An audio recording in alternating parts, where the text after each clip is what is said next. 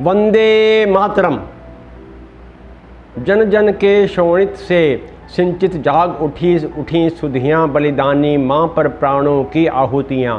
कहने लगी अनेक कहानी, धन्य धन्य हो वीर धरा के। अमर बना उत्सर्ग तुम्हारा, बलिदानों की शीतल छाया से परिपूरित दिवस हमारा। बलिदानों की शीतल छाया से परिपूरित दिवस हमारा। गदर क्रांतिवीरों की गाथा आप तक पहुंचाने में समर्थ हो पा रहा हूं। वास्तव में स्वतंत्रता संग्राम सेनानियों की राष्ट्रभक्ति, देशभक्ति की हम सिर्फ कल्पना ही कर सकते हैं। वास्तव में क्रांतिवीर महामानव थे, जिन्होंने अपना सब कुछ राष्ट्र पर न्यौछावर कर स्वयं भी होम हो गए। आज हम श्रद्धा सुमन अर्पित कर रहे हैं गदर क्रांतिवीर वीर सिंह बाहोवाल जी को। वीर सिंह बाहोवाल जी का जन्म सन 1871 में पंजाब राज्य के होशियारपुर जिले के बाहोवाल गांव में सरदार बूटा सिंह जी के घर पर हुआ था। सन 1893 में आपका विवाह हुआ। पत्नी का नाम अत्रे व आपके दो पुत्र किशन सिंह, निर्मल सिंह व एक पुत्री भी थी जिसका नाम था स्वर्णी। जैसा कि पहले भी इस बात की चर्चा की है, 19वीं शताब्दी के अंत व 20वीं शताब्दी के प्रारंभ में नौकरी की तलाश में भारतीय अमेरिका व कनाडा को रवाना होने लगे थे। वीर सिंह बाहोवाल भी पहले तो पिता के साथ खेत में हाथ बटाते रहे, परंतु लगभग 1906 में कनाडा पहुंच गए और लकड़ी के कारखाने में काम करने लगे। उस समय विदेशों में रंग भेद चरम पर था। वीर सिंह पूरी तन्मयता व समर्पण से लकड़ी के कारखाने में घंटों काम करते, परंतु वहां के मूल निवासियों की तुलना में भुगतान भी बहुत कम व भेदभाव के भी शिकार होते। इन सब बातों ने वीर सिंह बाहोवाल को आहत किया और सोचने पर मजबूर भी किया कि गुलाम देश के नागरिक का विश्व में यही हाल होता है। नियोक्ता की बेवजह प्रताड़ना और भुगतान भी कम।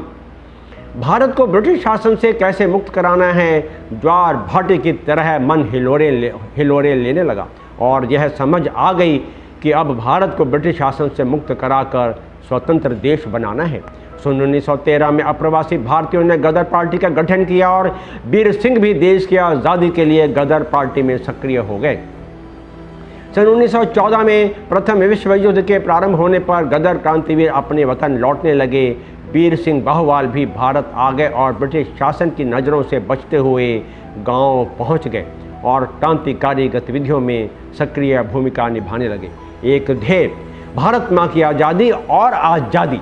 क्रांतिकारी गतिविधियों के लिए समाज से भी धन एकत्र करते एवं धन कम हो जाने पर बेईमान साहूकारों को भी लूटा जाता, परंतु एकत्र धन केवल और केवल क्रांतिकारी गतिविधियों में ही इस्तेमाल होता था। देशद्रोहियों द्वारा मुखबिरी करने से क्रांतिकारियों की रणनीति बार बार विफल हो रही थी और 6 जून 1915 को पुलिस ने इन्हें गिरफ्तार कर लिया। 18 जून सन 1916 को क्रांतिवीर लाहौर के सेंट्रल जेल में फांसी का फंदा चूमते हुए वीर गति को प्राप्त हो गए।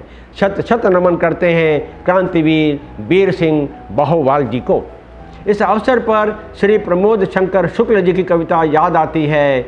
शीर्षक है फहरे सदा तिरंगा। आज़ादी की गंध धरा पर फैल गए बनकर कुर्बानी, बलिवेदी पका सुपथ प्राप्त कर बने अनेक वीर बलिदानी। इस धरती पर कष्ट मिटाने बार बार हो जन्म तुम्हारा, बलिदानों की शीतल छाया से परिपूरित दिवस हमारा। बलिदानों की शीतल छाया से परिपूरित दिवस हमारा। आज़ादी आज़ाद भारत की, आज़ादी आज़ाद भगत की, दिशा बोध बन गई कहानी, बिस्मिल की लेखनी बन गई वीरों की ओजस्वी वाणी। बलिदानों का लहू कह रहा नील गगन में बन ध्रुव तारा, बलिदानों की शीतल छाया से परिपूरित दिवस हमारा। बलिदानों की शीतल छाया से परिपूरित दिवस हमारा। बलिदानों की शीतल छाया से परिपूरित दिवस हमारा।